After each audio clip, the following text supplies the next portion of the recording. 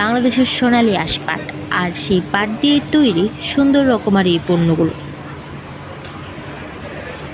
এই পণ্যগুলো তৈরি করেছেন তিনি নাসরিন সুলতানা। ২০ বছর চাকরি করার পর নিজেই উদ্যোক্তা হয়ে ওঠার গল্পটা জানালেন নিউজ নাও বাংলাকে। আসলে আমি চাকরিজীবী ছিলাম।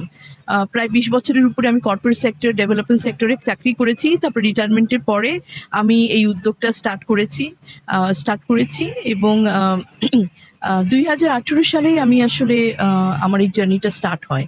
কিন্তু কোভিডের কারণে ৩ বছর আমি ওইভাবে অ্যাক্টিভলি ছিলাম না। এখন গত কয়েক বছর ধরে অ্যাক্টিভ।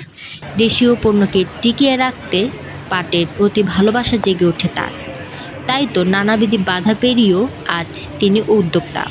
আমি জুট সেক্টরে কাজ করছি কারণ এইটা তো বাংলাদেশের একটা প্রাইড। এটা গোল্ডেন ফাইবার হিসাবে ইন্টারন্যাশনালি এটা পরিচিত এবং এইটার উপরে ফোকাস করে আমি আসলে বাংলাদেশকে আপনার ইন্টারন্যাশনালি তুলে ধরতে চাচ্ছি এবং আমাদের তৈরি যে জুট ডাইভার্সিফাইড প্রোডাক্টস আপনি যেটা দেখছেন আমার স্টলে এখানে, সেইগুলো আসলে আমি বিদেশে এক্সপোর্ট রেডিনেসে কাজ করছি এবং এক্সপোর্ট করার একটা ইচ্ছা রাখছি ইন দ্য নিয়ার ফিউচার।